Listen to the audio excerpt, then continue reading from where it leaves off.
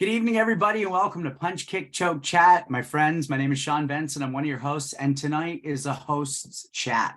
So as we've been doing with our host chat, we actually stick with the intros that we used to do before every episode, and I love that. I love that we actually get to break open who we are a little bit more. So when we do this, it's my pleasure to introduce Sensei Nicolas Suino. He's an 8th Dan in Muso Jikiden Ishin Ryu Iaido. He's a 6th Dan in Judo, a 6th Dan in Jiu-Jitsu, the founder and runner of the Japanese Martial Arts Center in Ann Arbor, Michigan. And he is the creator there of something we're going to talk about tonight called the Crucible. Now, I don't want to break open that too much, but when we were doing this 12 hours of physical and mental and spiritual testing with like barely any breaks, I think we established, Sensei Suino, that you were the oldest person in the room, yes? And I looked to you for your boundless energy more than once. More than once was I like, I'm fading. He's not. I'm going to grab that. So A, thank you. And B, how do you tell anyone watching what your secret is for being the oldest person in the room and somehow fading less than everyone, if not like 1%? Well, thank you for that. And I loved having you there. I loved the fact that it was a reprise of something we did 7 years ago that got you into grappling. That was a really wonderful moment. I don't know. Don't let the old man in. Didn't somebody on this call say that at one time? It has been said. I hate the idea of getting old. I detest it, so I don't let it happen. Now, to be fair, I do about half the workout that everybody else on the in the program does, because I'm the MC, right? I'm the showrunner. I'm the guy that keeps everything going. So you guys are busting your ass. But we'll talk about a little when we get to the Crucible. What I love is walking around the room after 8 hours. People have been training 8 hours. I love walking around the room and looking at everybody's eyes. And people will look at me. They're like, "Are you okay? What are you doing?" And I'm staring at their eyes. Because out of the 50 people or whatever, most of the time they're fine. But you get those 1 or 2 people where you see and they're just the 1,000-yard stare. And those are the people you got to look at because something, right? Their blood sugar is bad. They're too exhausted. They need a boost. They need to sit. They need to hydrate.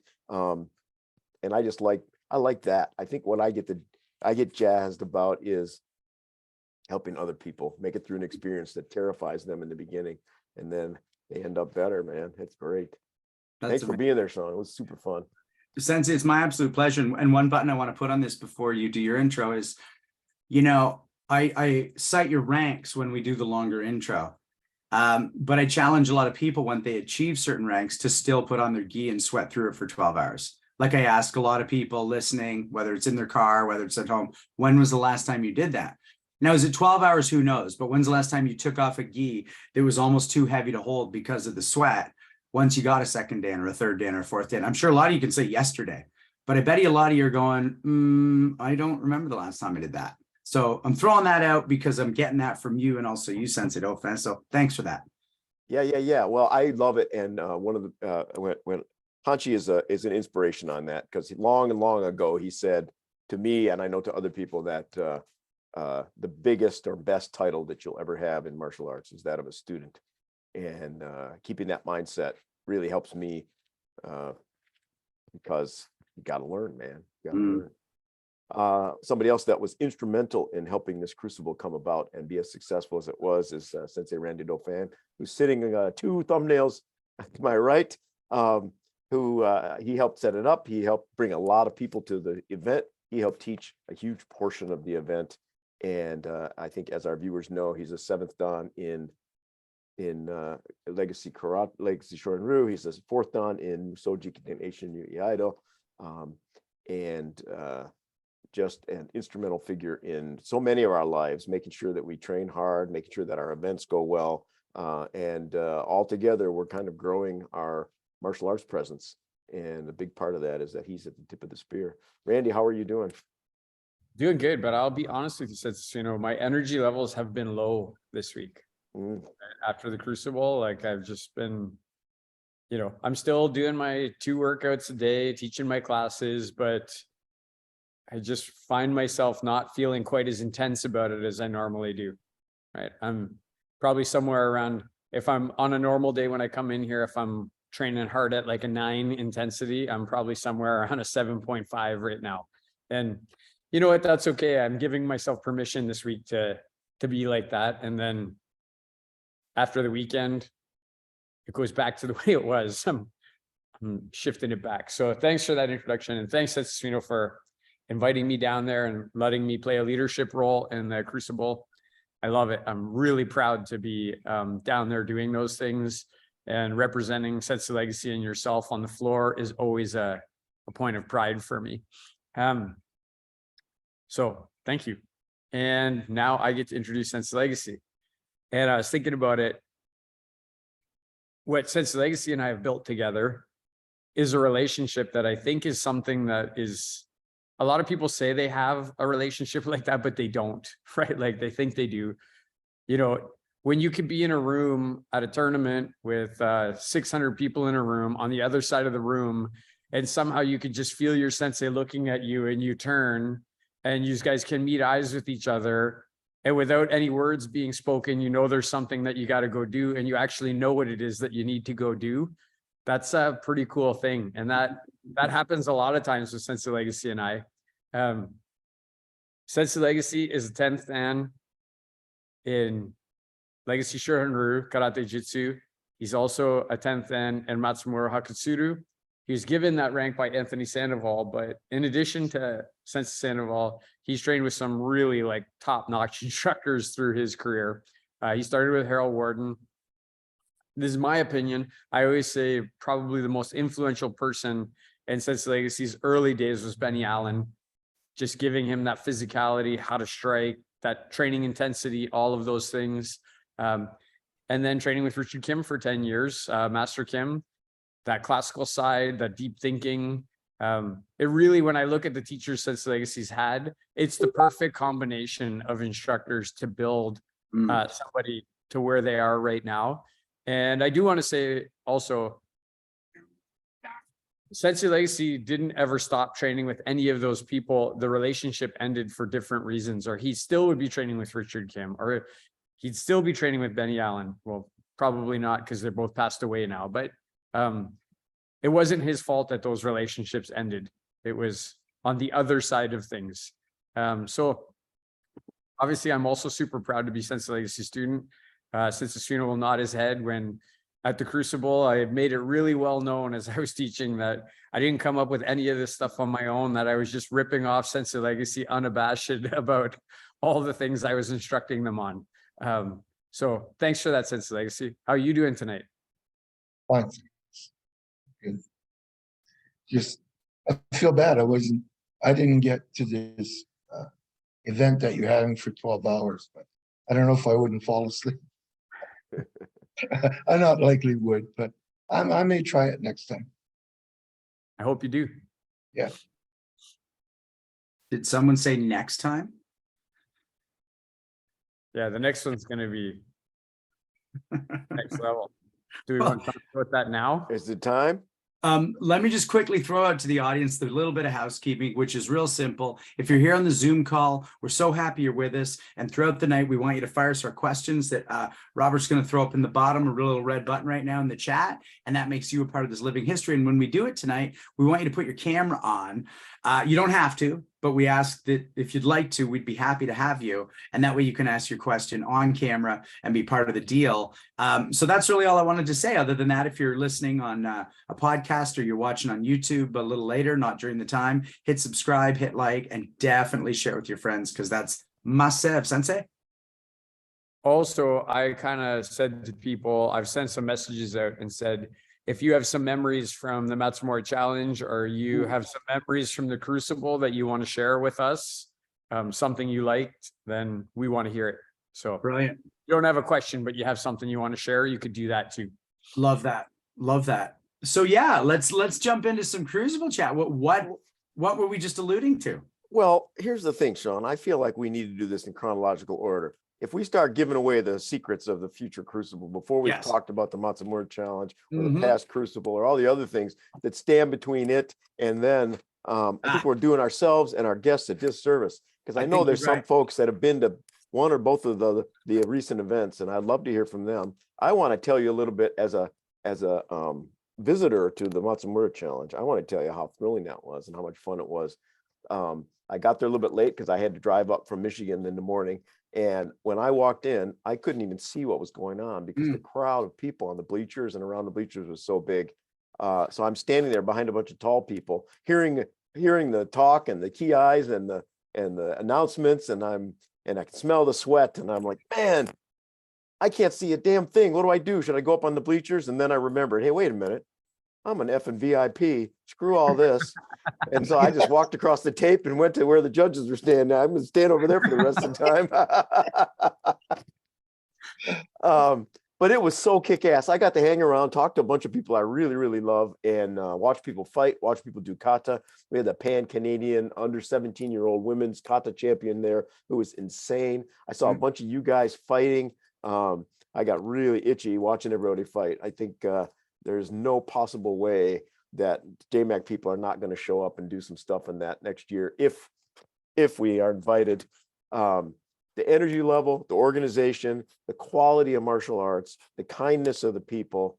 I've been to hundreds and hundreds of martial arts events in my life. That was great, man. I can't wait for the next one. It was awesome. It was amazing to have you there. I was in the corner reffing, and quite literally 2 feet behind me, I hear a voice, and I dismiss it because I'm so used to your voice, but I'm not used to it over my right ear. Hey, we're not going to talk about that, but I'm not used to it in public over my right ear. And I'm like, that can't be. And then it was just beautiful. Sensei Dauphin, I want to ask Hanshi about like the early years in the growth, but I want to ask you about the recent growth. Like, what do you attribute this being double the size of the 2019, which was already the largest one we'd ever had? What's that about? Well, there's lots of work, but I think it's the stuff we're doing right now. I think this is part of it. Our tournament is an invitational tournament, and I don't know how many times did I call you, Sensei Legacy, like 15 times to say, this person has called us and said, can they come to the tournament? And you said, then Sensei Legacy would say, okay, tell them, but give them the speech about, how we run our tournament and what it's going to be like. So I think it's Punch Kick Choke Chat. I think it's the fact that we've done World Martial Arts Live. I feel like it's because we've gone to Capital Conquest, and, just our level of exposure has grown so much. And I think it's also a testament to us that we must be doing something good with the quality of our martial arts and the type of people that we are, that people want to come to that event. And so I think it's all of us. I think it's the work that we're all doing together. And that's why I think it's growing. Personally. Yeah, I mean, the work you're putting in and the people you're having help is just astonishing, and it's more than ever. But I think you're absolutely right. I mean, there's that thing we talk about. You're the average of the 5 people you hang out with, but that means that excellent people are choosing us to be one of their 5. Like, we're choosing excellent people, but they're also saying, yeah, we want you in our, my 5 back in the cell phone days. Yeah. But like, that's a privilege when the people show up and you're like, okay, like you said, we must be doing something right if this is who's coming and wanting to put their time and their energy and their money and their gas money into what we're doing. Start, Sean, before you go on, the one thing that we can't overlook is the people who instantly came back, that have been coming for like 40 years, like that just instantly, when we were having the tournament, all came back. Like Sensei Copeland, Pete Daypuck. I know that Sensei Knispel couldn't be there, but his students were there. Like instantly, all those people came back. Yep.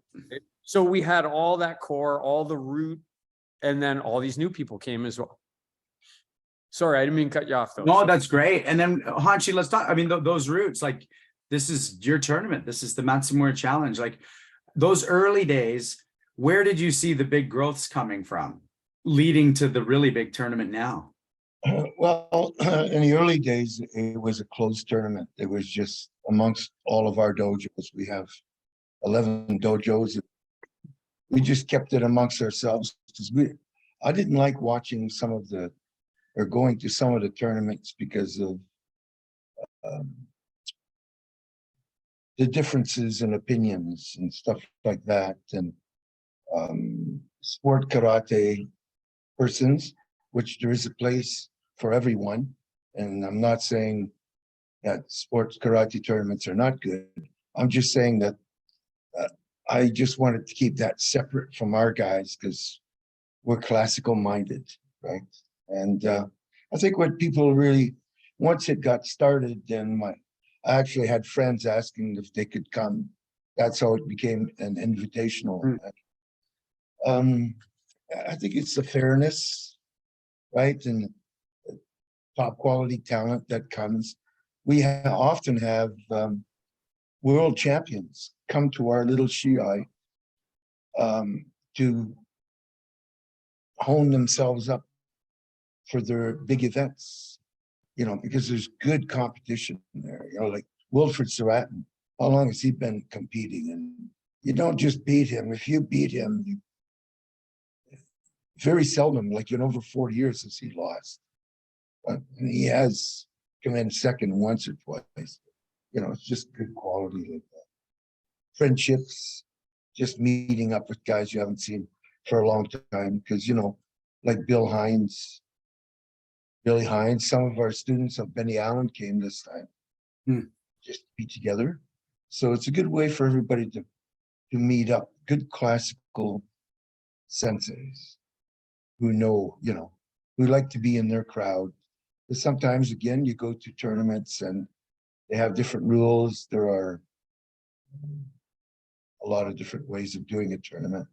Ours is fair and friendly. And if anybody breaks any of those rules, we just tell them not to come back. Yeah. Sorry. And so a question I have, I kind of know the answer, but for people listening, everybody's going to claim the tournament's fair, but what do you put forth as why it's fair? Who are you asking? Hanshi Legacy. Okay, well, mainly we handpicked center referees who have been coming for a long time. And if anything goes wrong, they know if a person, say, is favoring somebody, they will themselves ask for me and I will remove that person. Right. We don't shy away from being fair. We don't do it for our own students. We don't do it for anybody else's student. You have to actually heighten your talents to win at our dojo, at our shaiai. Sensei Dauphin, I saw you really nodding along with the fair idea too, so I do want to ask you that. Yeah, listen, Sean, you've competed in it. You competed in it this time. I thought you did great. By the way, loved your cut. And you and Sensei Saratin fighting each other, that was like an outstanding fight that could have gone either way at any point. And now you guys got to fight again, because in 2019, you beat him and you won. And now this time he beat you and he won the fighting. So you guys got to have a rubber match. Run it back. Let's run it back. Yeah. Listen, I mean, I shouldn't give away secrets, but I will. If you want your tournament to run really good, have good people at the table who work really well with the center referees.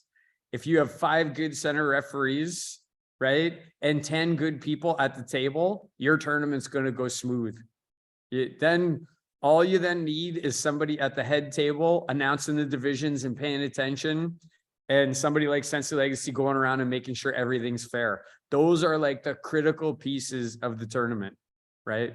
The 5 centers, the people at the table, the head table, keeping the thing going, and the person milling around to make sure that everything's going fair. And we received 0 complaints. With 600 people in the room, we received 0 complaints. Nothing. It's literally unheard of. Like, there's not a thing in the world that can have 600 people and not a complaint. Not one.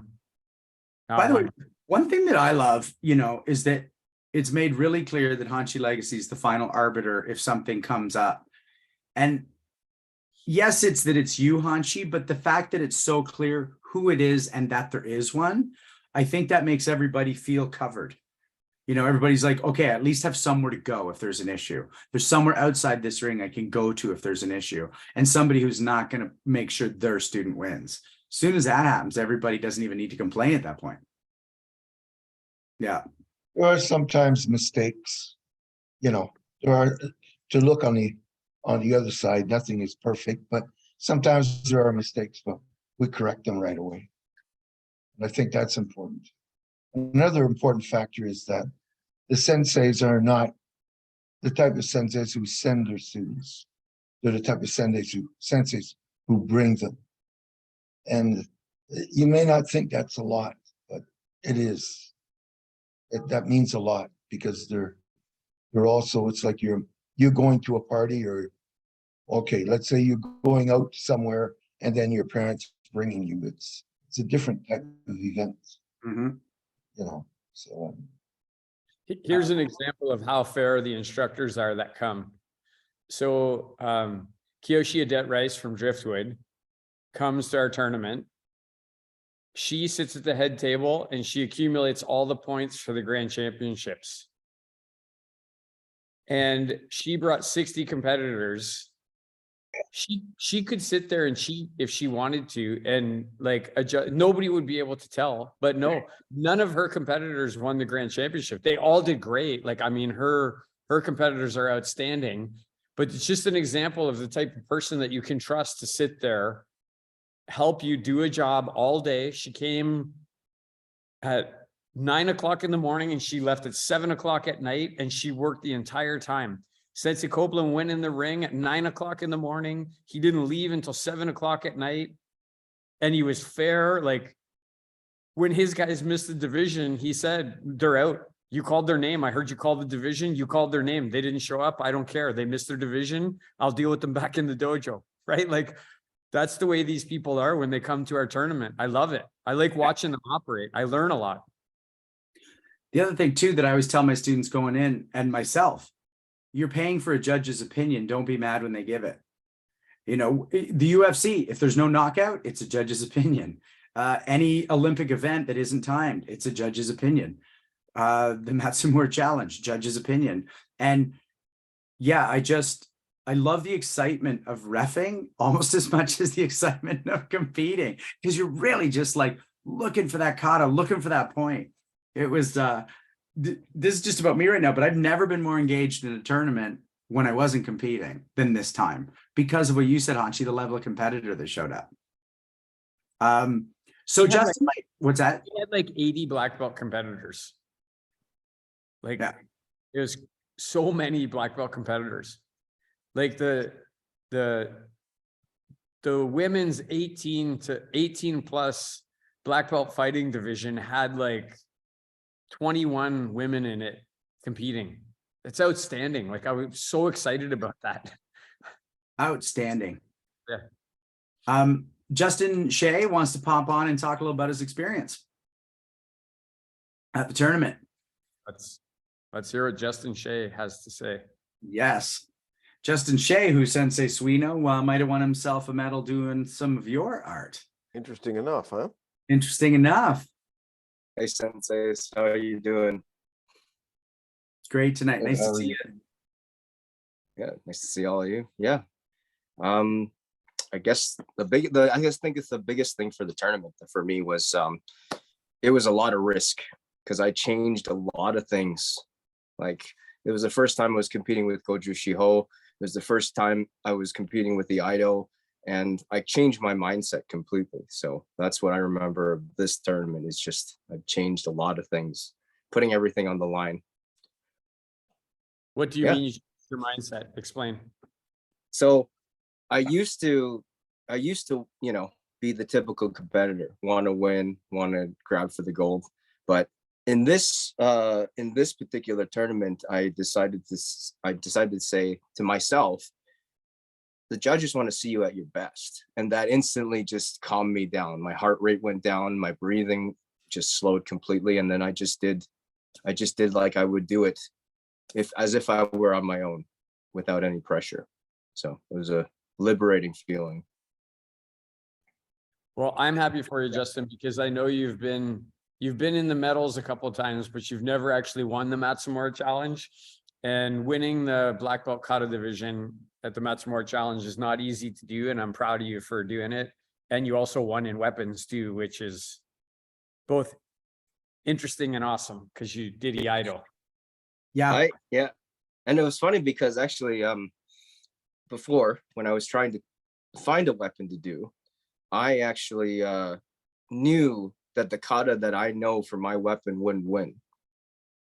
So I had to figure out a way whether to choose whether to do Iaido or roll the dice with the Iaido or do a kata that I knew would win. So just decided to roll the dice, and this is how it came out, and just happened to be on top. That's all. This time. Would you say the difference in your performance this time is that instead of overcoming your own mistakes, that you just emptied your mind and let your training shine through? Hi, Sensei. Yeah, I would say so. Yeah, because I was starting to get that detached feeling that Sensei Dauphin always talks about. I'm starting to get there. Not quite there yet, but I was starting to get there. You Yeah. know, there's a cool historical parallel, because when I was competing in Tokyo, right, I'm in front of 300, 400, 500, 600 Japanese training in Iaido. And although you always have a little bit of adrenaline when you're in front of an audience, I was never that nervous about it, because the only person whose opinion mattered to me was my teachers. Mm. That's a great way of thinking of it, Sensei. Yeah.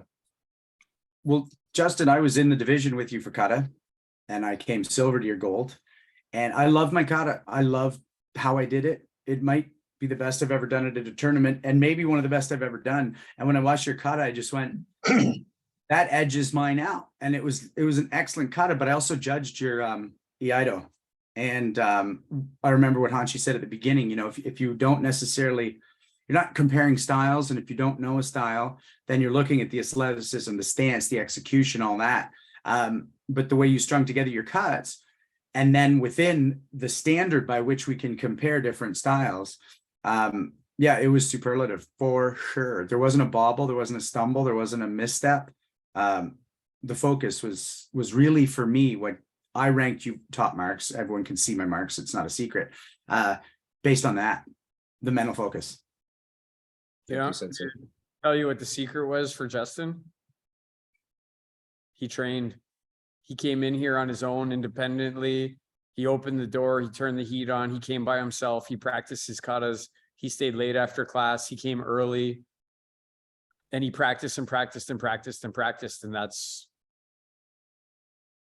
then you don't have to worry, right, Justin? When you practice like that, it's not in your mind, oh, am I going to forget my kata under pressure? You're not going to forget your kata, because you've done it so many times that it's just part of you now, right? So that's the secret for all you people who are watching this, wondering, how can I win?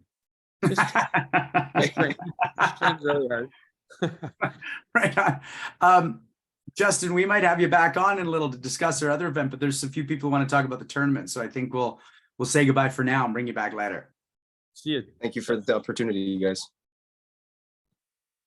So we got Stavros and Treaty who want to join us and talk about the tournament as well.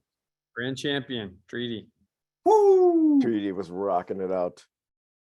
There they are. Hey, you two. Hello. Hey, everyone. How's Hello everyone? there. Yeah, so before they go, we'll just say that Treaty is a yellow belt, and she won the grand championship because she competed in enough events and medaled in enough. And Stavros didn't win anything. He didn't even get a whiff. But the reason why he didn't win is because he had no competition. So we threw him into he's a green belt, and we threw him in the brown belt division. And when we asked him if he wanted to go in there, he was like, yeah, of course. Like, there wasn't even a bit of hesitation to go in there and fight and compete against those brown belts. So I feel like it was one of the best fights he's done, actually. I don't know, he just upped his game, right? Fighting a brown belt. Yeah, well, so in terms of the tournament, for both of us, but it was the first tournament that I had ever been to. So that on its own was really cool to just see kind of how tournament is run, how the scoring is done, all these different kinds of things. So that was really cool watching everybody do all their, like watching people, we got to watch some of the black belts compete, and that was just like on a whole different level for us as Q belts. So that was really cool. And then, yeah, for me, like one of the highlights was the fact that I got put into the brown belt division in some way, because I mean, I went in there and I was like, well, I mean, I'm just going to do the best that I can. Like, these people have been doing it for way longer than me, and we'll just see what happens. And I was just proud to be able to do that, and proud that I was able to go in and, you know, hold my own and not just get kind of walked over. And I was like, okay, that was fun. And that was a great experience. And, you know, next time I go to a tournament, if there's other green belts, I'm like, well, no problem. I've already been in the brown belt division, so this will be good, right? So, yeah, for me, that was a really cool opportunity. And I was just happy to be able to compete, because at first when I found out, oh, there's no one in my division, I was like, oh no, like I want to be able to at least compete. So that's why when you said we'll put you in the brown belt, I was like, yeah, for sure. Even even if that means I'm going against people more experienced, at least I'll get a chance to compete and practice what I've been doing. And that was the other thing for me, was doing it on a different stage, right? In the dojo, it's different. You don't have people sitting there judging you in the same way that when you're at a tournament. You know, when I did my kata, I feel like I blacked out for a second there. I started and then it was done and I was like, okay, well, I felt like that was good, but I just couldn't even remember almost how it went.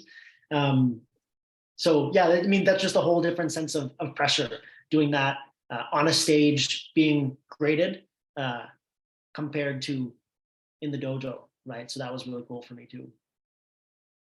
One thing too, Stavros, you know, back in 2019, before COVID, one of my students, 15-year-old yellow belt, not enough people, so he got moved into the up to 18-year-old up to purple belt. And he lost the second last fight to an 18-year-old who had him up by about 50 pounds because he punched him too hard in the face and lost on a DQ. Now, the thing is that he lost, got DQ'd, and he still holds that lesson. And it's he'd have a medal he forgot about if he beat another 15-year-old his size. But when he lost through this and that, and he kind of got mad at the guy, and he's got a lesson that he took home that's better than the medal. Yeah. Yeah. Thanks, Sensei. That's a very good point. Yeah. I think for me, one of the biggest highlights was just, I felt so much closer to my dojo community and the people that I spent time with at the dojo or at the tournament. Because of the tournament, I got to spend the day with a few of the other students, and Stavros and I did a team kata with one of the students as well. And it was just cool. Like, I feel like my relationships with those people are even closer now that we've competed together or watched each other compete and been there to support each other through that. I think that was one of the highlights. It was just, and there was so much to learn from the people that I competed against as well, and the people that I watched. It was just such a growth experience and very welcoming. Well, a little bit of a side story, but my parents were actually helping out with the scorekeeping, and Stavros' parents were as well, and they said the same thing, that it was just really welcoming. Like, neither of them have ever kept score or helped out in that way, so it was completely new for them and overwhelming at times, but also just so nice because they got to see people and they got to connect with people. Yeah, it was just, I knew it was going to be good, but it was so much cooler than I even expected, so that was really nice. Yeah. So Treaty, I want to ask you, because I know you had a fight with Allison, who's the yellow belt in the Toronto club. And I know this is something Sensei talks a lot about, is the people you compete against, win or lose, deepening your relationship with them. Is that something, maybe with Allison or maybe not, but I know that she was really excited to have that experience with you. Yeah. And, you know, the people, how does that feel with the people you match up with? And you'll see her again, right? You two are now trudging partners. Yeah, it was awesome. It was awesome. Actually, all three of us were legacy martial arts students, just from different dojos. Right. So that was really interesting. So I'll see both of the competitors again. And with Allison specifically, we created a pretty good connection after the Christmas party. Is that where yeah, that's the dojo Christmas party is when we first met. So seeing her again at the tournament was really cool. And then competing against her was even cooler, because I'm sitting there, but I'm trying to be like stone cold. I'm trying to I know this person, I know she's my friend, but I'm in a tournament. But it's also hard because as we're fighting, I'm admiring all the things that she's doing. And my sparring is so interesting because there were times where I know she hit me and I was like, oh my God, that's a hit. And I almost wanted to stop, but I was like, oh, it's not called. Okay, I have to keep going. But I want to at the same time be like, hey, that was great. Good job. Like, that was awesome. So it's kind of hard for me, I think, to be stone cold in those moments. But it was really cool, and it definitely deepens that relationship. And I can't wait for when I see her again. But even when I left the tournament, she was, I said my goodbyes. A lot of people were busy, but she was one of the main people where I was like, I want to go, I'm going to give her a hug. I'm going to tell her I can't wait to see her again. And that's great. Yeah, it was really cool. Right Somebody on. that I wouldn't have met, if it wasn't for this. So yeah, those are always the best experiences. Yeah, Sensei Copeland just put in the group chat, some of your best friends are the ones that you compete against, and that's definitely true. People like Tai Okum, that guy, I love that guy. He's like one of the best friends of my life, and we met each other in combat. That's how we fighting each other. Sorry, was that the fight in Brazil, somewhere in South America? I can't remember. I fought him in Panama and I fought him in Dominican Republic. Funny Right. story about that would be the second time that I competed with him. So we did weapons. And then we were lined up waiting for like the division to be closed. And he said, "Did you watch my weapons kata?" And I said, "Ty, I never watched the other people because I just need to be cold and focused on what I'm doing." And then when we got to empty-handed kata, because of the way we were seated, he was standing next to me and he whispers to me, "Randy, would you watch my kata and tell me how I do?" And I said, "Ty, I told you I don't watch the other competitors because it messes me up." And then he goes, "I know, but I really want to mess you up so I can beat you." So like that's some of the competition stuff people don't see unless you're competing, right? Is stuff Yeah. like that going on. And you build so much respect for it. Like I know I'm standing there and I'm shaking and I'm nervous because this is my first tournament. And then I look around and I'm like, hey, like probably a lot of people are feeling this way too. And they're also just throwing themselves into it.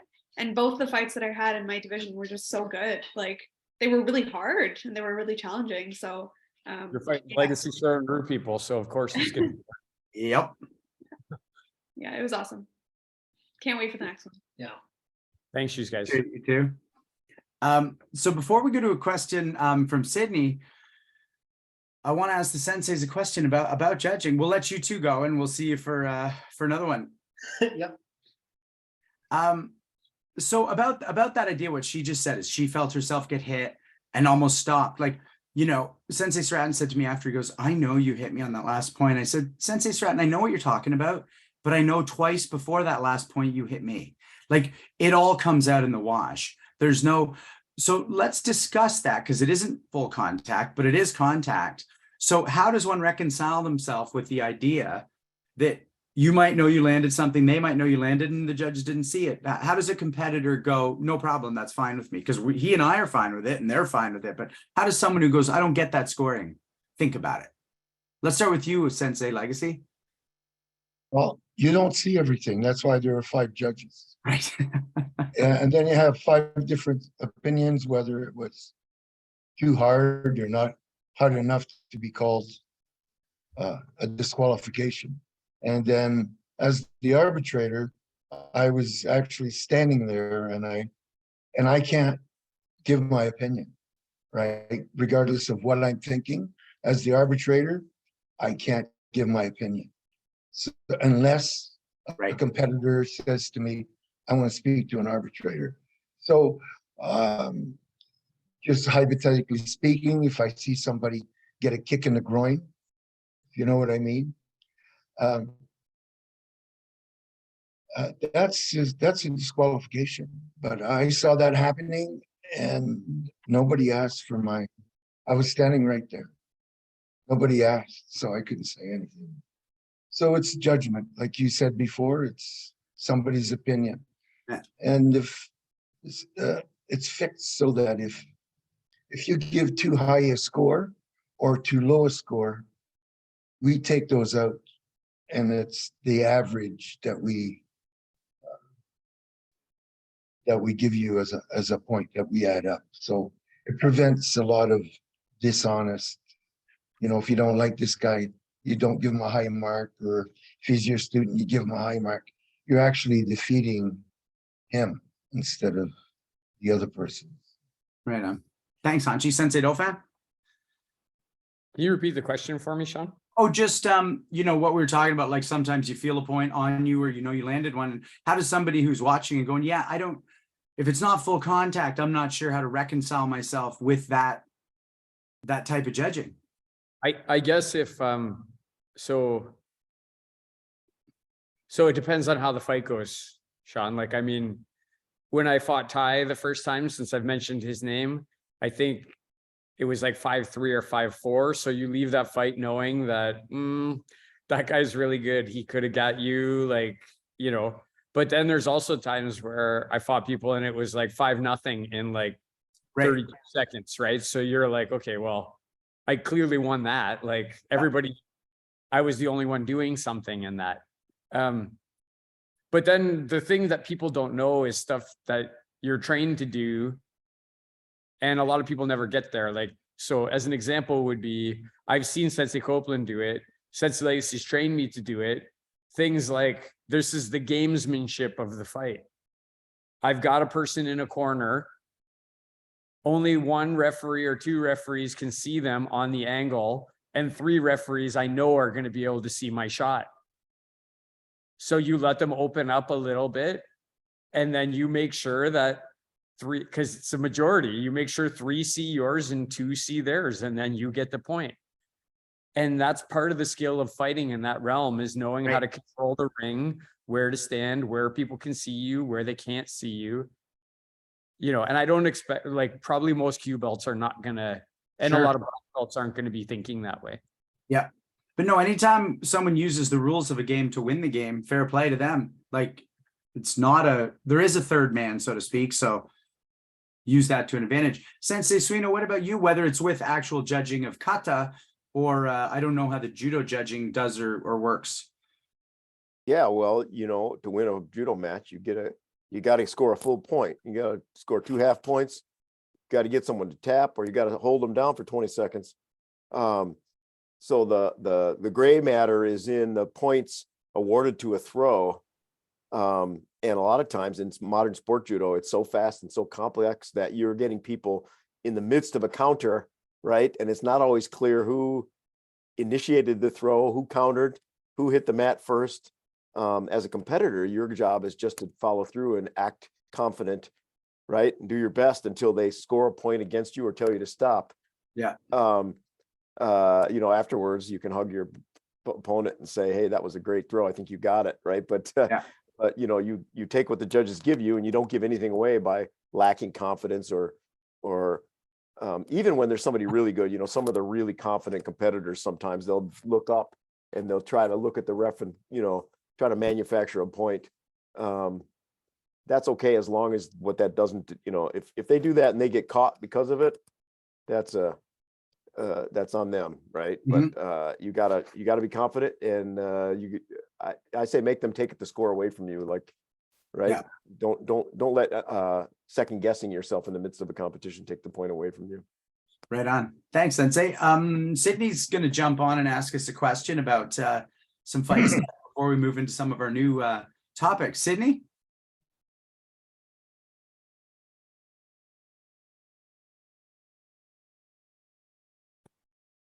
Hello, Sydney. Hi, sorry, Hey. I was trying to unmute there. Yeah, so my question, because as we're talking about the tournament or maybe the Crucible later on, is, you know, I feel like leading up to it, there's this anxiety, right? And even going in for a regular class, like your regular karate class or whatever training you're gonna do, on the way there, it's like you have that anxiety or those jitters. And I know that a lot of the value, at least, or the lessons, is it's the strength in just overcoming that, doing it anyways. But I'd be really curious to know from the people on this call, because that's kind of what, or pressure testing your training, like when you get those little bit of anxiety or jitters, when does that happen for the people on this call now? Because I know for me, it's up to when there's an unknown, or I don't know what's going to happen tonight in class, or I'm going somewhere, I don't know the people who are going to be there. But after experience, and after there's less unknowns, or, you know, nobody's winning money at the tournament, the stakes aren't, you know, how do you guys find the ways to pressure test, or where do you still feel that anxiety in your training? Maybe I'll start with Sensei Benson and then work our way. I'll tell you where I feel it, Sid. I feel it all the time, and I feel it in my diet. Like my mind doesn't get too stressed or whatever anymore about much. But I'll notice in my stomach that, like, a half hour before, I don't know anything, it could be going down to see Sensei Dauphin for one-on-one training that we've been doing for that many years, or Hanchi Legacy. And I'm like, wow, I feel like I didn't eat quite right. And now I'm feeling my blood sugar a little low, or now I'm feeling, and that's not just a diet thing, that's a gut thing going, oh, wow, I've still got anxiety around this. And I love that. I love that. Now, let's say the last tournament, I didn't have a ton of it, but it was absolutely there. And I have to be like, how's my gut? And by gut, like, I don't want to get too specific, but my gut health is more important than almost all my other healths right now. And it's the one that then will be an indicator of my anxiety. So if my food is balanced and nothing's too crazy with my lactose intolerance that showed up in my 40s, like, then I'll be fine for 12 hours. But if that's off, that 12 hours is going to be hell. That class is going to be hell. That tournament's going to be hell. But the anxiety of the thing can make it a little off. So this is a bit of a lesson for myself, as well as sort of answering your question. I have to reverse engineer. Okay, this could be an important one. Make sure your day before and morning of, you don't have the extra coffee. Make sure you don't put too much cream in anything. And so that way I'm using the actual physical, what's going into my body, combined with the knowledge that I will get anxious, and often at random times. And then if that's balanced out, the anxiety doesn't matter. If I don't balance it, the anxiety will throw my gut. And now I'm literally dealing with a physical thing that sucks. So it still happens, but diet was actually the biggest way I can stave it off. Thank you. Sensei Dauphin? So the anxiety changes through the years, right? So like you said about the unknown, like there's still an element of that when I go to the dojo with Sensei Suino or Sensei Legacy. Like, what are they gonna, with Sensei Legacy doesn't go away. Like at my 50th birthday, he was my final fight. I was still nervous to fight him. Like, cause when he came walking out, I was like, oh my God, like this guy knows everything I know. He's trained me on everything and he's kicked my ass more times than anybody on the planet. Here it comes again, right? So, and everybody's going to see him do it. Like that's a little nerve wracking, right? But I think for me right now, the biggest anxiety is that I hope that Sensei Legacy and Sensei Suino have expectations of me when I go to the dojo, that my level is going to be at a certain level. My thinking is going to be at a certain level. My technique is going to be at a certain level. And Sensei Suino said it, like the only opinion he cared about when he competed was Yamaguchi's. And that's, when I do Iaido, the only opinion I care about is Sensei Suino's. And when I do my karate or any martial arts or run an event, the only opinion I care about is Sensei Legacy's. If he says I did a good job and 100 other people say that I didn't, I don't give a shit about those other 100 people who are saying that, right? As long as you get, and I want to meet that expectation. I don't want to let that fall flat. And that's where the anxiety comes now. Thank you. Yeah, that resonates with me just also because of how I grew up. And I always felt like there was different expectations of me than the other yellow belts I was with or whoever it is. Now, even just with the other black belts, I just feel like there's a different expectation, but well, you don't get to go home to your bedroom without I show up there. Sensei Suino? I'm not sure how to answer that question. Almost everything that I feel in the martial arts context is, I would describe as excitement rather than anxiety. You know, even when like it's more and more, I'm standing across from somebody who's trained in the legacy tradition and doing a little light fighting practice with them. And I guess by all rights, I should be a little anxious about it, but I'm not. I'm kind of excited about it. I'm not, and the key has been, you know, I'm not going to quit. So the outcome doesn't matter, right? Like the anxiety comes when you're worried about the outcome. I'm not worried about the outcome. I just want to get in there and then I'm going to learn something from it and have some fun. So there's very little in the martial arts that gives me anxiety. It almost all makes me excited. You know, you're keyed up. You're not going to act the same way as if you're just reading the newspaper at breakfast. But yeah, I don't know. It's been a mental switch. I don't know when it happened. Now ask me something else. If someone comes up and runs up at the street and just, runs up to me on the street and starts yelling at me, and I don't know what's going to happen, I might be a little anxious, but you know what I mean? So in the constructed martial arts setting of that we all play in. Just having fun. That's when I get excited since, when somebody runs up to you on the street, that's the excitement factor. Right. I guess I have a little follow-up. Do you think it has to do with setting your ego aside, letting go of the outcome, setting aside any ego? That's funny because I was going to say maybe it's because I have so much ego in the martial arts. But it's not that, that ego is funny. It's not an ego of thinking that I'm going to win. You know what I mean? Like, it's not true in BJJ rolling. It's not true in judo with my guys. It's not true in fighting. It's not ego about winning. It's ego about not quitting. Like, that happens to me at work sometimes too when I have a challenge, Then I just look at myself in the mirror and I go, are you going to quit? No. Okay. Let's get to work. I don't know how to explain that better. I need to think on it, maybe talk. It's a good question. Thank you. Thank you. And Hanchi Legacy, who anyone listening, I call him my Uncle Gary. I'm really curious about your answer. Well, it's going to sound like I'm trying to be a professor or something, but I'm going to tell you what I believe. Body, mind, and spirit, you can't separate them. And, when you meet see a boy that you like or a girl that you like, remember in the old days, at least it was the old days for me, it's all in the stomach, right? The simple reason for that is that your very center, your very life source is 1 inch below your navel. So that's where it affects you. You may think it's food or you may think it's something else, but it's actually you not being calm. And so that's what having a calm mind and Zen is about. If you do a lot of Zen, you'll overcome that. But myself, when I maybe I think about it during the day, but when I stand and face somebody that I know is better than I am, my body actually goes really calm, and you try to empty it. And a couple of things happen.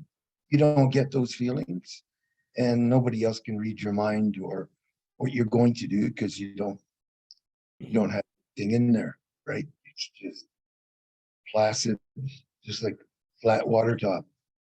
So I believe that if you do that, Nakaino 10 is the thing there. It means to drop your mind into your stomach and relax. If you do that, if you train hard, that happens to you. So it's the Zen part coming together, your entire body coming together, that you train in martial arts. I hope I didn't mess that up. I think on that note, Sensei, like my anxiety is always when I'm not in action. It's not when I am in action. So Yeah. it's like as I'm driving there, I have these thoughts and that's where it's coming from. As soon as I put my gi on and step onto the floor and start moving into action, it all just kind of melts away. It's gone then at that point. That's it, yeah. I had a conversation with one of our students tonight who they say I, make all these excuses for fight night on Fridays why I can't go or, I don't show up. But tonight in class, when you just say, all right, put your fighting stuff on, we're fighting, there's no time to work it up in your mind and be anxious and not show up because you're already on the floor. And then afterwards, it's like they had such a great night. They were so fired up. They were so excited on the drive home. Like, I think I know who that student is. I think they might be on this call. thank you, everyone. Thanks, Sid. It's nice to see you. Nice to see you guys. Love you. Love you too. Don't forget to visit me. I'll see you on Saturday. Okay. Thanks, Sid. So Sensei Suino, you said something in there that's real important a couple times. I'm not going to quit. Let's pivot. That's a perfect segue. 6 a.m. to 6 p.m. No power, no heat. Nobody quit. Talk to us about that, and then we'll go around the horn a bit on these types of ideas. And even if you weren't there, Hanchi, you know what we're doing. Yeah, it's just such a great event. I think this might be the 7th one we've done. They just keep getting better. you know, if it was boring and it was the same thing for 12 hours, I think it'd be a lot harder for people to get through. It's not, it's fast paced. We do a lot of stuff, but it's amazing. We had someone as young as 13, and I'm going to be 63 pretty soon. So almost a 50-year age span. Everybody participated fully. They emptied their cup, people from all different martial arts backgrounds. You know, it's called a crucible because everybody goes into this high pressure environment. And, you know, I say somewhat dramatically, nobody leaves unchanged. That's not just rhetoric. Going through an event like that, if at the very least, the lowest common thing that happens is you go in with anxiety or excitement, wondering if you can make it 12 hours. And when you're done, you know you can make it 12 hours, right? The hardest thing that ever happens to you, this is the Joe Rogan's phrase, right? The hardest thing that's ever happened to you is the hardest thing that's ever happened to you. And the crucible is pretty effing hard. So if you make it through that, a lot of stuff's going to seem a lot easier. Yeah. Sensei Suino and Sensei Dauphin, help me out on this. So for people listening who aren't exactly sure, this will diminish how specific some of the stuff was. But 4 hours stand up, 4 hours stand up to takedown, including karate clinch, wrestling, judo, 4 hours ground game. The breaks were 4 minutes long, and every 4 hours there was like a 15-minute break, if that. Like these weren't half an hour or hour lunch breaks. Like this was just work, go to the bathroom, get a drink, work, go to the bathroom, get a drink. This felt more dense and more intense than 7 years ago to me. Is that by design, or am I just making that up because I'm older? It's getting better. You are getting older. I got good news. This is the best you're ever going to feel.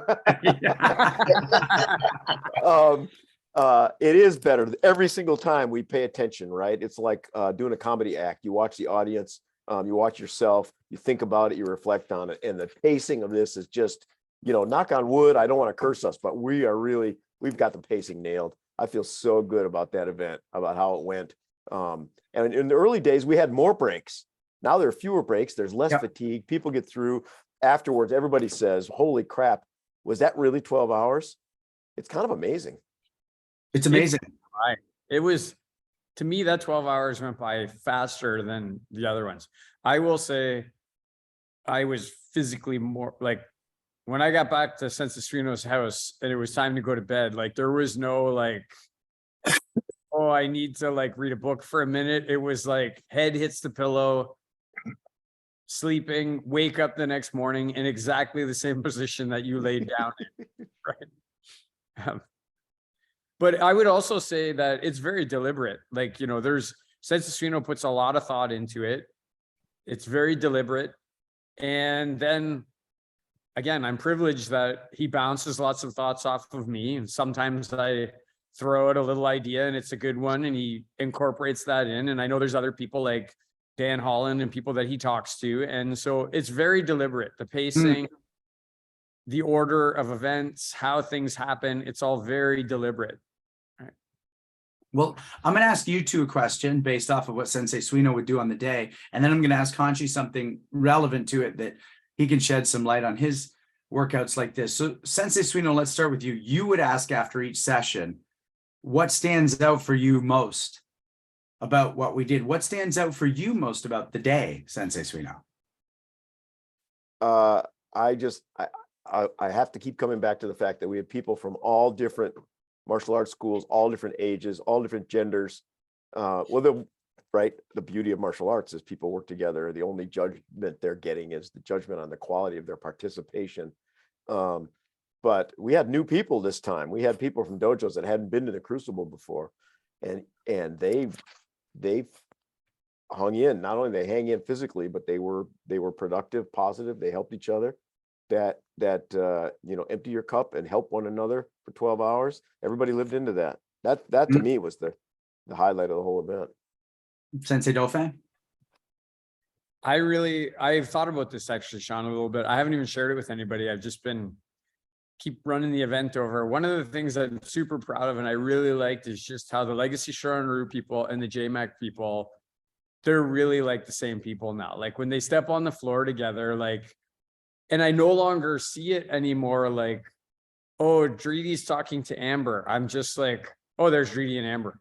Right. Oh, you know, there's Richard and Benson talking to each other. Oh, there's Mancini and Sydney talking. Like, I don't like, they all know each other so well now. Like they're all so connected to each other. They all trust each other so much. And I really feel like those two dojos, they just set the tone.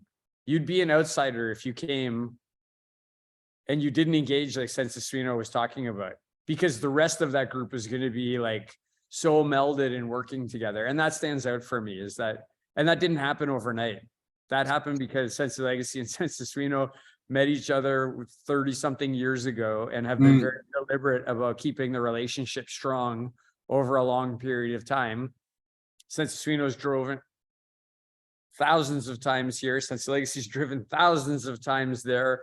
JMAC people have driven here thousands of times. Legacy Shorin-ryu people have driven back in that direction thousands of times. And now at this point, when you go to the Crucible, you can't replace that history or those connections when they get on the field and start training. That's beautiful. Before I go to my question to Hanshi, I'm going to throw in mine, and it's actually two. One is a bit of what you just talked about, Sensei Dauphin, which is like really early on in karate, 3 years in, I no longer lived near either of my senseis. And so very quickly, the drive to karate, or however I got there, had to be as enjoyable to me as the karate, or else I'd have to quit or find a teacher closer to me.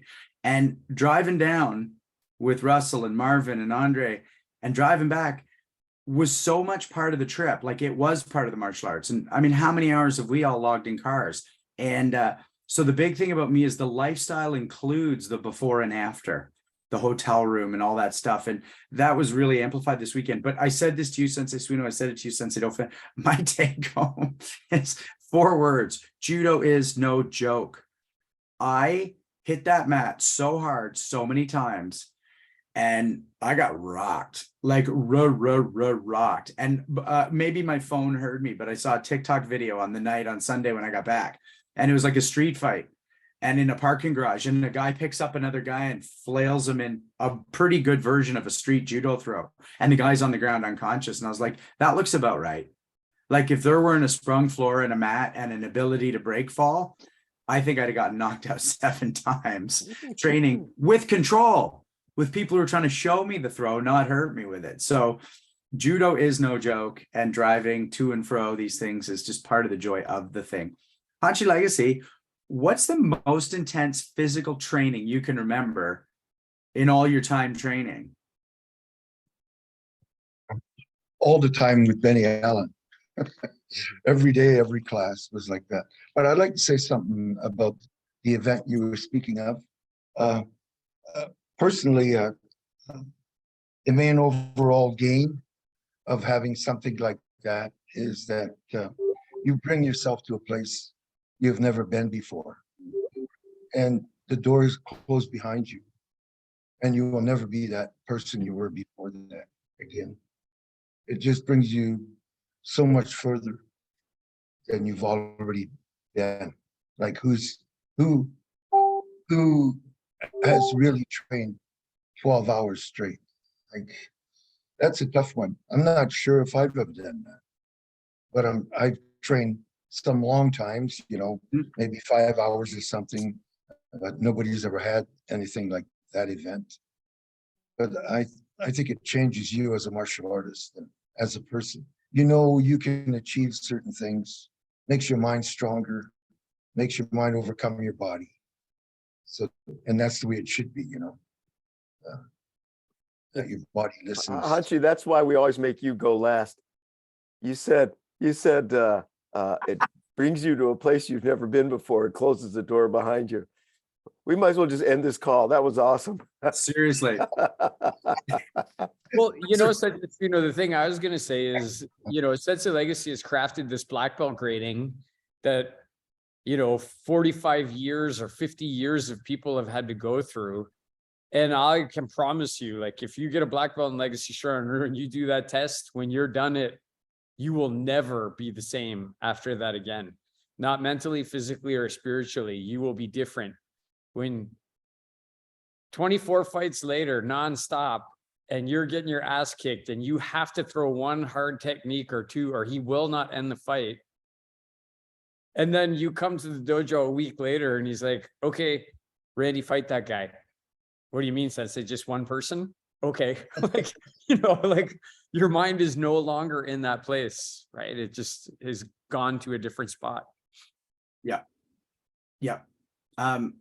We got some folks who want to pop on and chat with us. So let's start with Sensei Dan Holland III, one of my absolute favorite training partners on the planet. Can't wait to see his face. Love that guy. When I was rolling with him, we were talking about it feels like he's got like 6 legs and 4 hands, and every time you get one hand off you, the other, it's back on you in some other spot. It's like fighting a super strong octopus. Love it. How you doing tonight, Sensei? I'm doing very well. How are you guys doing? Good. Better now that we see you. 100%. So, Holland Sensei, some takeaways from the Crucible. What did you really enjoy? What left an impression on you? You know, a lot of the legacy striking stuff really left an impression on me. I was talking to Randy about, you know, just like the different power sources of the front kick, the round kick, and the side kick. And I feel like just the information that we talked about with the side kick, about the rotation of the heel afterward, that's not something I've really been doing. Like, well, no, it's not something I've been doing at all. And I've just been playing with this ever since. It's really, really interesting.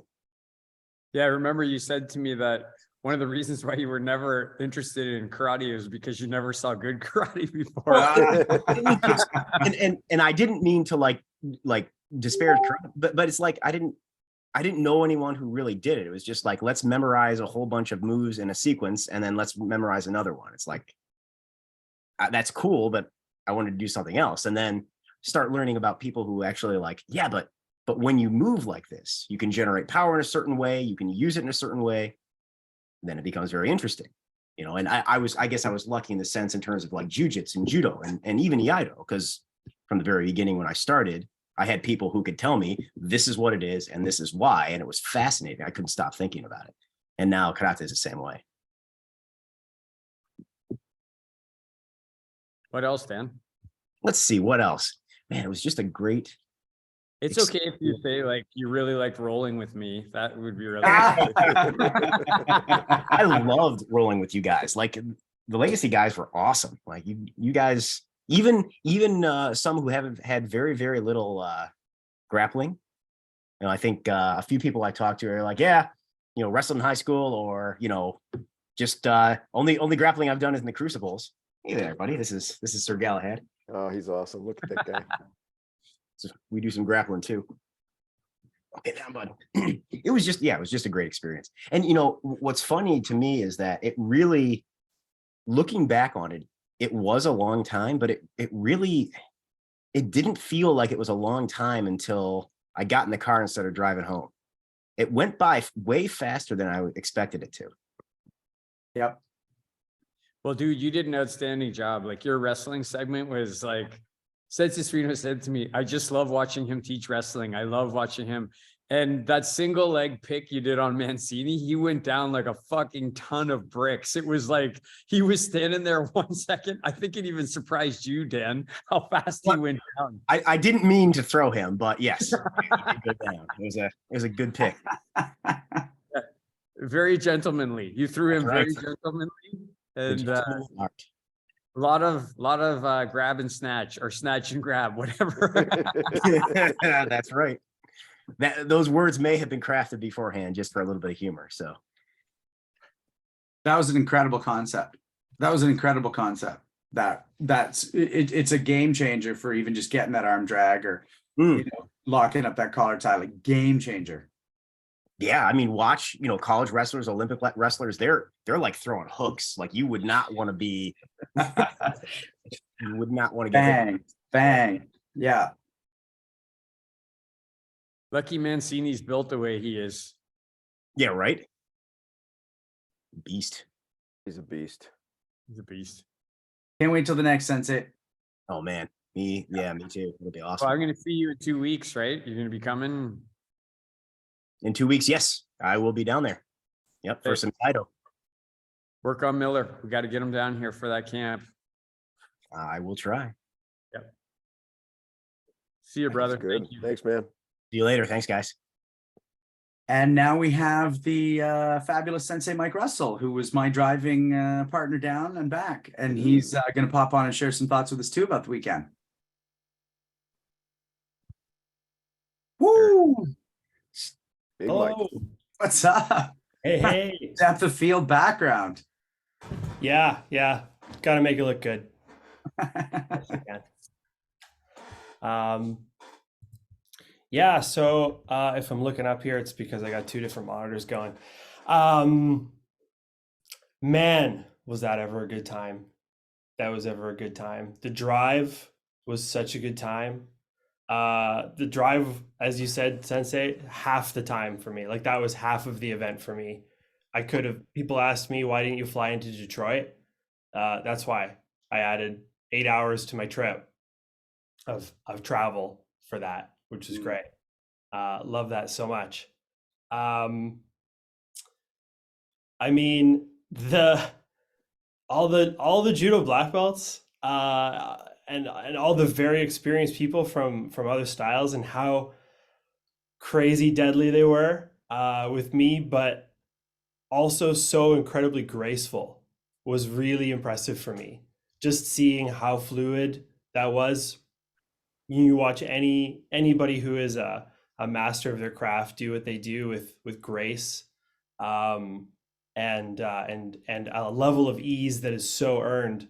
That was a joy to see all the time. So when I'm rolling with people, when I'm watching Dan Holland just throw people to the ground super hard, that was all very, very satisfying and looked very, very easy while he did it. That was great.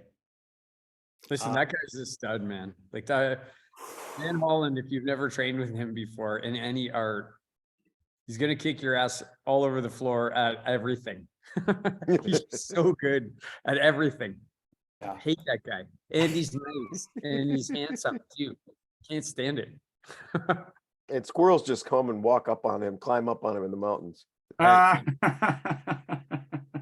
about you, Mike? Did you get uncomfortable at any point during the training? Uncomfortable is, I mean, physically, sure, I would say. I mean, I can tell you one time, I know. yeah. When my legs were wrapped around your neck. Yeah. Plenty of times like that. Especially in those moments where I'm like, I know that I'm already far gone. I'm gonna see if I can fight this. No, it's gone. That's a tap for sure. There's, at this point for me, like I know that I'm going to be physically uncomfortable. I know that I'm going to, be in positions where I'm not in my wheelhouse. I know I'm not going to look good. I know I'm not going to perform well, but what's great is that that's not the point for me. Like the point is to learn, the point is to experience something new, something different, to change. So I think the only thing that I was really, that was a little different for me was just after we did some sparring with some good high level, BJJ people there, and they all said afterwards, they're like, oh, thank you so much. That was really great. That was a good fight. Thank you so much, Sensei. When I went and changed my BJJ gi and came back out, and then I was standing in front of them, it took them a second to recognize me. And then they were so excited to see me, and I was like, do you mind helping me out? Because I have no idea what I'm doing. That was really nice. Everybody was so welcoming and so generous, and so helpful. And it's really nice to be able to be in that position to go like, hey, I'm as helpless as a baby. I trust you? Can you help me? Help me understand the lesson. Yeah, well, you did the same for them. So since after I was done teaching some concepts, I taught the principles of movement, defensive strategies, some offensive technique. And then our black belts, since legacy, I lined them up out there. And then I just divided the room by the number of people, by the number of black belts, and had them line up. And then I made them all fight for like 2 minutes. And our guys were really nice to them and didn't smash them. So then we got the same privilege when it was time to start getting thrown around and grappling with them. Yeah. Allegedly, I hit Richard hard, allegedly, but I think he hit me hard more times than I hit him. Somebody tagged me in the ribcage pretty good at some point in the day, and I really want to say that it was Andre, but I can't really remember because I'm still processing everything that happened in the weekend. Like I've got 4 pages of my journal that I'm going through when I remember something. I've got this nice box that yells judo time on here in the corner. Everything's great. I love that, Russell, because there's so many things that can just get lost if you wait even another week, that'll just evaporate. Yeah. Yeah. Sure. I wanted to tag on one more thing, and then it was just that I'm so grateful to have had the opportunity to roll with you since Dauphin, to roll with you since Benson, and I'm real sad I didn't get to roll with you this time since Suino, because I did with you the very first time I went to the Crucible. So I feel very, very good about being able to do that, and I want to be able to do that again as soon as possible. Next time, brother. Great. Yeah. So you can feel as helpless as I did when he tapped me on the shoulder and said, "Okay, Randy, it's time to roll with me." Yep, love it. Yeah. Awesome, Russell. Thanks for Yeah. So we have so much coming up. Let's talk about it. And it's not just for us, by the way. I mean, the next thing we'll talk about includes Sensei Suino and Sensei Dauphin hosting the event in Kitchener. But after that, we're going to go to some other members of the audience and things they have coming up. So let's talk about 2 weeks from now.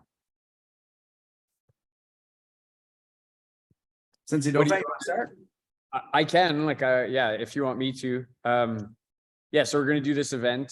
Sensei Suino is going to come and teach. It's going to be this time strictly Iaido. Saturday will be 10:30 until 3. Minimal breaks. It's not going to be in this dojo. It's going to be at a church because there'll be too many people with swords to be trying to move them around in here. But it's at a church very close to here. And then Sunday morning, 9 until noon. And the one thing that I've received some feedback on is stuff like people saying, "Oh, well, I don't know how to do Iaido." Well, that's why you should come to the seminar, right? Like if you don't know how to do Iaido, that's why you should come. And one of the things I want to say to the people who are listening, a lot of times Sensei Legacy took me to different seminars to go train with people that I wasn't interested in that art at all. Iaido was one of them. Right. I was a karate guy. Like I just was like, nope, I just want to do karate. And Sensei Legacy said, well, I'm doing Iaido and you're going to start doing Iaido too. Right. So then I started doing Iaido and then I fell in love with it. But there are other seminars. We've trained with people who are Chinese practitioners of martial arts or, Filipino practitioners of martial arts. And I don't regret ever training with any of those elite people, even though I don't do that art anymore. And it's come back later. Like people will say, "Oh, there's this guy, Sifu Graysonen." And I'm like, "Oh yeah, I trained with him once." "Oh, you trained with him?" "Yeah, I went to a seminar and trained with him." And I've always found value in having the opportunity to go train with these different instructors, even if I didn't follow up after, right? And for this one, you might find somebody, I don't know where, like you might find somebody as good as Sensei Suino in Iaido, but you're not going to find anybody better. So you might as well come to this. And if you're going to get an introduction to Iaido, this is the best place to do it, in my opinion.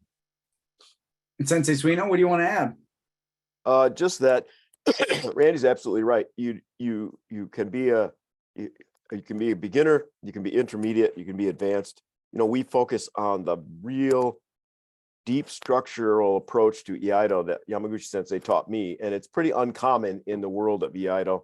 So, when we did Capital Conquest, we had people all the way up to, I think, Godan in perfectly legitimate Iaido systems, very good Iaido players, but they all commented that they learned something. They were able to see things in a new way.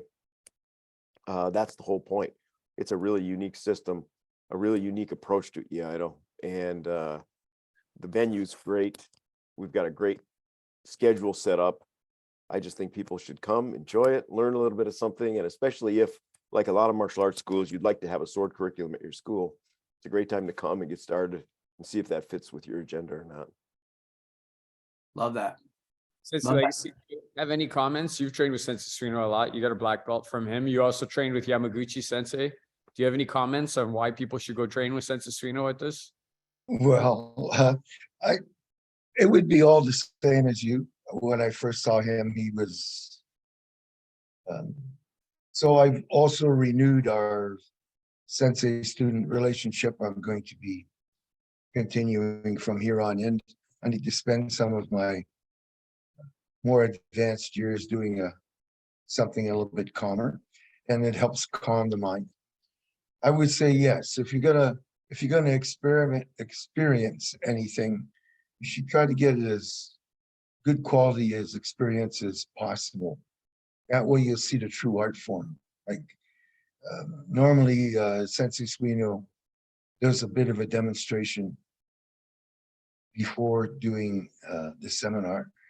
And I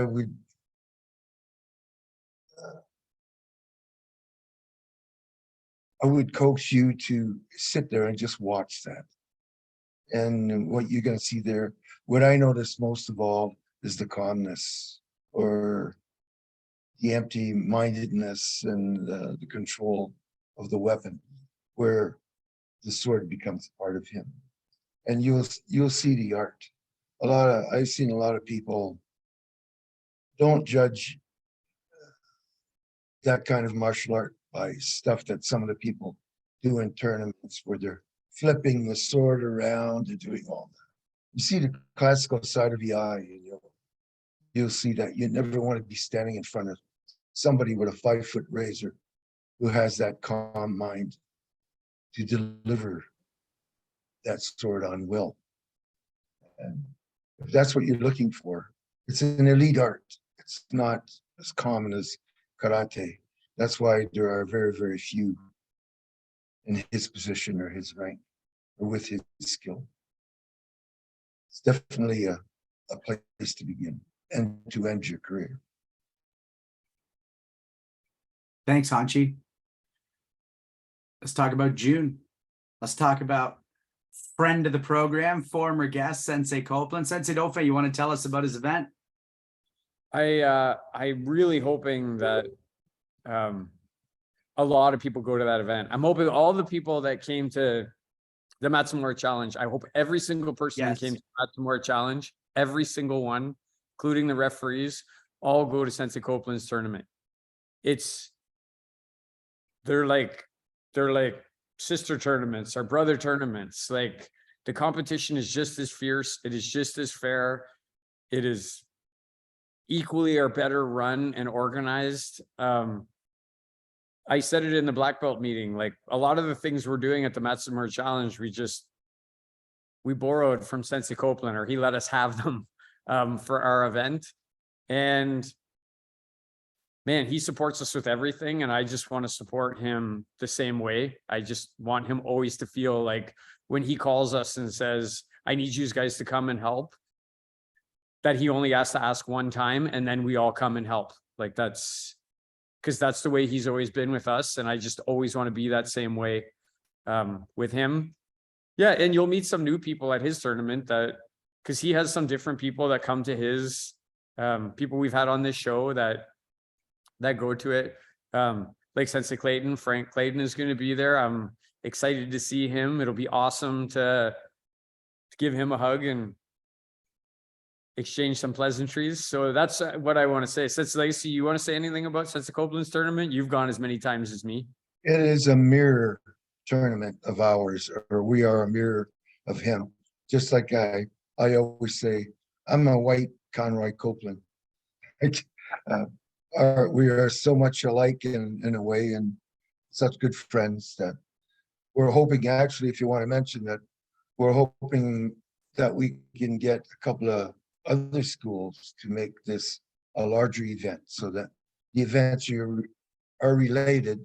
Well, else you will be still grand champion of mine, but there will be, if you go to these three, there will be another type of championship that will reap in more rewards. Yeah. I've been going there for years, and it's as good as ours, if not better. Amazing. And why don't we stay with you, Hanshi Legacy, and why don't you take us into the summer in the Legacy Shorin-ryu karate camps? Okay, we've been running a summer camp for, geez, almost 50 years, if not 50 years. And this year it's going to be, you actually camp out with us, or you can just come to day camp. You can get a hotel room, whatever, but camping together is a lot of fun. It gives us a lot more. There will be, where children are involved, we'll be doing fighting this year.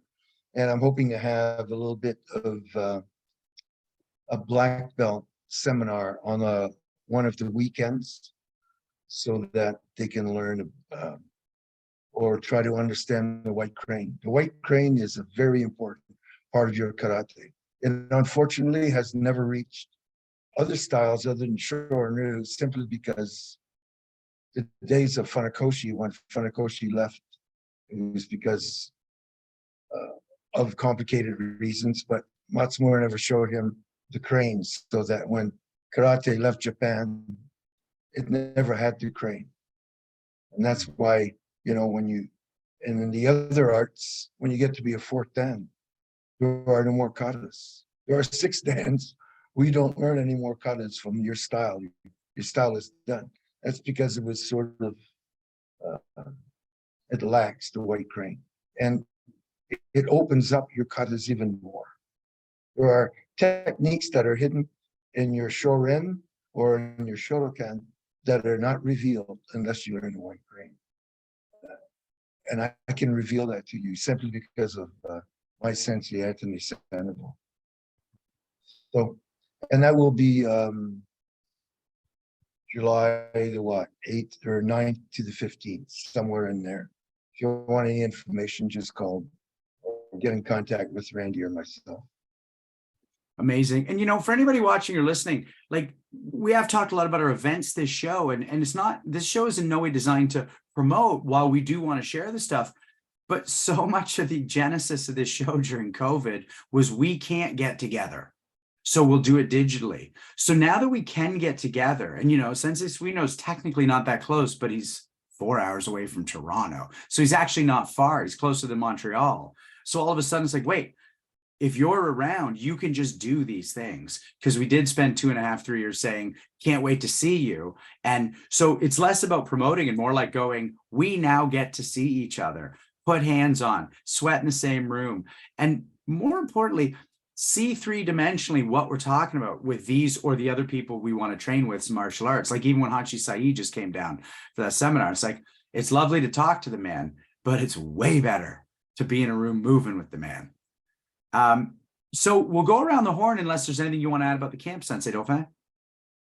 Just, you know, one of the things about the camp is there are people on this call, many black belts, and a testament to that camp is that people like Mike Russell, who was just on this call, or Sydney Dauphin, like these people grew up at that camp and they come every year. They come back. They started when they were like 7, 8 years old coming to camp. And now they come back as adults because they just like being there so much. Like you come there, and the history and the joy of people just walking into that campground and seeing each other, it's incredible. And, you know, you say it, Ben, the time's going to go by anyway. You might as well get there 1 year, see if you like it. Yep. I guarantee you're probably going to come back the next year, and probably the next year after that, and probably the next year after that. Yeah. Great relationships have been formed, like a lot of good knowledge and training, but equally as important, lots of great laughs and relationships. I mean, I can't tell you how much Sensei Legacy and I have sat by that campfire and laughed, and you too, Benson, and Josh Hanley and Nick McLaren, like sitting there watching cranes, like just so many funny things have happened there. It's just an awesome place. I love it there. It's one of my favorite weeks of the year, every year. So much what I hear tonight. There's a saying in the Porsche community, the best thing about Porsches is the people, because you just end up bonding over these things, but you actually bond with each other. And, you know, the martial arts are great, but the best thing about the martial arts is the people. It'd be pretty hard to keep a white belt in the dojo if it weren't for the people. Eventually it becomes our own separate from that, but what a beautiful thing. Let's go around the horn just to say goodnight. And Hanshi, what do you want to say to us and to the people listening? Well, just basically about those camps is that in the evening, sitting around the campfire, exchanging stories, getting to know somebody more, the laughs. Sometimes we find ourselves rolling on the ground, exchanging information. A lot of different things take place other than just, doing the fighting or doing a weapon, or is that camaraderie, that friendship. That's about it for me. Thanks. Thanks, Hanshi. Sensei Suino? It's been fun talking about these events. There's so much going on, and nobody on this call needs to be reminded that living the martial arts life is just an absolute great thing. You have an opportunity to get together with people, make yourself better, make them better, sweat, bleed, and cry, laugh, just have a great time. We're lucky to be in this community, and the vibrancy of what we're doing right now is unparalleled. So hang on to your hats, folks. It's fun now. It's going to get a lot more fun as time goes on. I love that, Sensei Suino. Sensei Dofa? I'll say just two quick things that we didn't mention. So on June 24th is that Sensei Suino's 17-year anniversary at JMAC.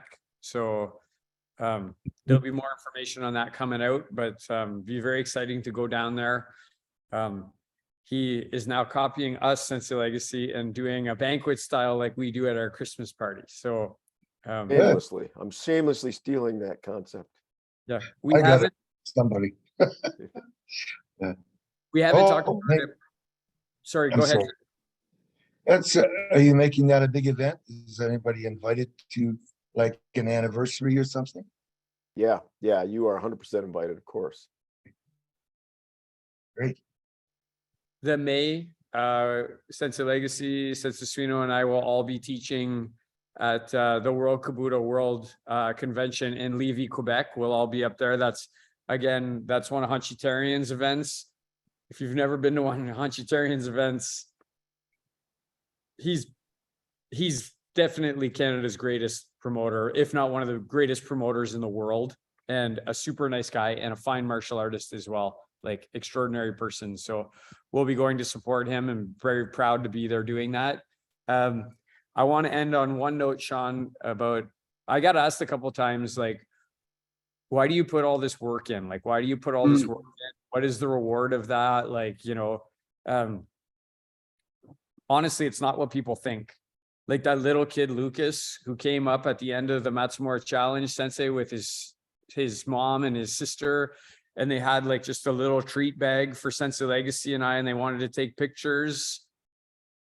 I'm sorry, I fucking love that. Like, I want that kid to do karate forever. I want that kid to do, and if that event helps him to be engaged, creates fond memories for him, to me, that's the most important thing, is bringing that community of people together to engage and seeing that next generation of people like come along. Like, and that's a little kid, but like seeing like the Silent Tiger guys, Ryan Feiss and Mitchell Street, and then, Ryan Potter, how good Ryan Potter judged and center refereed. I love seeing that development, and you got to provide those spaces for people to grow into them. And that's a thought and something I want to just throw out there to people is, if you're thinking about doing an event or something, give it a shot, try and do it for the right motivation. And if one person comes and gets something out of it, you'll be happy that you did it. And the next time you do it, if you double it and double it and double it, then you're just doing more and more better things for the martial arts community. Love that. Double it and give it to the next person. It's so funny because that's actually what I wanted to go out on myself, was like, just say yes. Like I sprained a thumb and popped a rib 3 weeks ago. And since then we did the Hanshi Shaiai, competed in the tournament, went down for the Crucible. And then we've got the grading this weekend. Like, it's just every week there's something, and that's on top of teaching the classes and my own training. And this isn't about me, but it's about just say yes and let the lifestyle carry you along, because there's a river of other people doing this who are like, great, let's do this. Great. sprained thumb means I don't get all the best chokes. That doesn't matter. Nobody cares. It's being on the mats, being on the floor, doing the training. And then, that goes even to one of my yellow belts who came down to the Hanchi shaiai literally 5 minutes before. She goes, so what are we doing tonight? And I was like, it's this Goshindo, it's Hanchi shaiai. She goes, okay, cool. You just said there was an event. And I said, sure, I'll just go, because I should start saying yes to these things. And I was like, you're never going to forget this event. This is now part of your training, part of the way you move, part of your life. And sometimes, I don't know, I can't even remember a dud we've been to. I guess there have been some, but it's never a dud because of the trip itself and because we're there with each other. So if you're listening and you're not sure why we're talking about events you can't get to, think of the ones in your neighborhood. If you're in California or if you're in Belgium, and just go this weekend and say yes and go check that one out. I'm going to do my thanks right now and then throw it back to Sensei Dauphin for our upcoming. So I just want to say thanks to the people who run this show: Andrei Sadashev, Robert Schlumsky, who's behind the scenes tonight, Alden Adair, Justin Shea, Jesse Blay-Vitow, Dan Holland III, who was with us tonight. And I've been forgetting Mike Russell. I'm sorry, Mike, that's not on purpose, because I love you and the help you give us. So thank you to all those people who are keeping the show running behind the scenes. Sensei Dauphin? He's a loser. He dropped off already because he had something else to do. So he didn't hear Oh, your sorry. Let me just, Mike Russell. off the list. Off the list. You can see how advanced our behind the scenes cues are. What's coming up? One thing I want to say is our website is working. We're actually, people are going, thank you for going to the website and suggesting people to come. And that's Sensei Banfield from Karate Connects went on there, and he suggested Sensei Bill Wolf. So we got him coming on next Thursday. And then the Thursday after that is the 16th. Sensei Suino will be traveling. I think you're in LA, Sean. So what we're going to do that week is we're going to release one of the micro topics of, it was one we did with Sensei Copeland about funny things that happened in the dojo. So it's only 30 minutes long. You'll enjoy it. I did. If you didn't, you're a loser. So anyway, then after that, we have Sensei Ron Fagan. And then I'm really excited. Well, I'm excited about all of them, but I'm very excited about having Sensei Gary Hales come on at the end of the month. He was at the tournament as well. And Sensei Legacy and I used this as an opportunity to beg and plead and bother him until we wore him down. And he said, yeah, I'll come on. He had his reasons why he didn't want to, but they weren't good enough reasons to stop Sensei Legacy and I from badgering him until he said yes. Love that. Thanks, Sensei Dauphin. Thanks, Senseis, for the chat tonight. Thanks for everybody who joined us in real time. And for all you listening later, we're so glad you're with us. We don't know who you are, but hopefully we'll meet you one day out and about. And have a great night, a great day, or whenever you're listening. Cheers, everybody. Thanks, everyone. All right.